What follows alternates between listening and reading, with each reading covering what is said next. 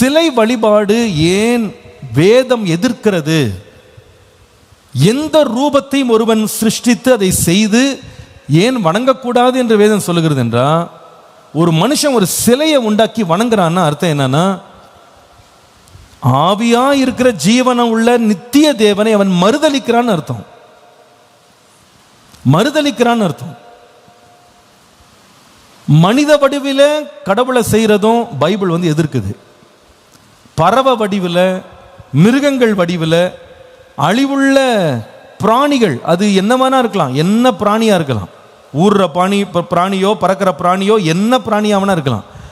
அந்த அனிமல்ஸ் மாதிரி மனுஷர் ரூபத்தில் அல்லது ஏதாவது ஒரு பொருள் ரூபத்தில் நீங்கள் எதை கையில் செய்து அதை மரத்தினாலேயோ கல்லினாலேயோ பொன்னினாலேயோ வெள்ளினாலேயோ எதில் வேணால் செய்யலாம். செஞ்சு அது முன்னாடி ஒருத்தன் வணங்குறான் அப்படின்னா வேதம் சொல்லுது அது தேவன் அருவருக்கிறார். இப்போ சில பேர் கேட்கலாம், நாங்கள் மரியாதை தான் வணங்குறோம்.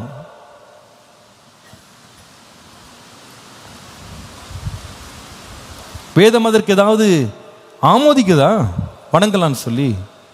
கண்டிப்பாக அது பெரிய பாவம், குற்றம். அது யாராவது செய்திருப்பீங்களானா, செய்து கொண்டிருப்பீங்களானா அந்த துன்மார்க்கத்திலிருந்து வெளியே வாங்க. இயேசுவையும் அவர் தேவனையும் அவர் அனுப்பின குமாரனாகிய இயேசுவையும் அறிவதே நித்திய ஜீவன் என்று வேதம் சொல்லுது. அவரை விட்டு விட்டு அவரை தவிர்த்து விட்டு ஒரு மனுஷன் எந்த சிலையை உண்டாக்கி வணங்கினாலும் அது பாவமே. அது தேவனுக்கு பிரியம் கிடையாது. உதாரணமாக யோசிச்சு பாருங்க, நீங்க உயிரோடு வீட்டுக்குள்ள இருக்கீங்க, உங்க பிள்ளை உங்ககிட்ட பேச மாட்டேங்கிறான், உங்களை மாதிரியே ஒரு வேக்ஸில் ஒரு சிலையை செய்து, மெழுகுல ஒரு சிலை செய்து அதுகிட்ட பேசிக்கிட்டு இருக்கான்னு வச்சுக்கிட்டுங்களேன், உங்களுக்கு எப்படி இருக்கும்?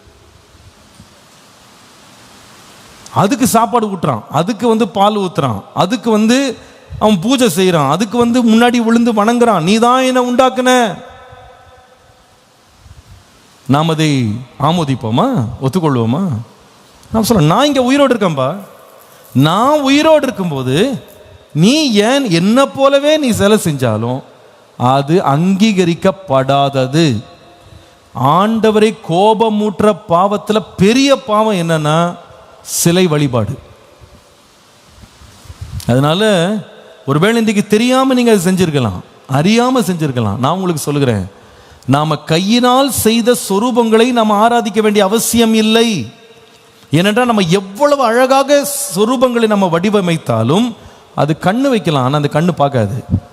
காது வைக்கலாம், காது கேட்காது. வாய் வைக்கலாம், ஆனால் வாய் பேசாது. அது கை இருக்கலாம், ஆனால் கை செயல்படாது. கால் இருக்கலாம், அது நடக்காது, அதுக்கு உயிர் இல்லை. ஆனால் நம்ம எல்லாரையும் உண்டாக்கின பூமி அது நிறைவையும் சிருஷ்டித்த ஒரு ஜீவனுள்ள தேவன் இருக்கிறார். அவர் நேற்றும் இன்றும் என்றும் மாறாதவர். அவருக்கு சாவே இல்லை. நித்திய சக்கராதிபதி நம்முடைய தேவன். அந்த தேவனை ஆராதிக்கணும். வேதம் சொல்லுகிறது, தேவனை தொழுது கொள்ளுகிறவர் அவருடைய ஆவியோடு உண்மையோடு தொழுது கொள்ளுவாங்க. சிலையை பார்த்து நாம கடவுளை நினைக்கணும்னு வேதம் சொல்லல. நம்முடைய சிந்தனைகளில் என்றென்றும் ஜீவனோடு இருக்கிற தேவனை நினைவு கொள்ள வேண்டும் என்று வேதம்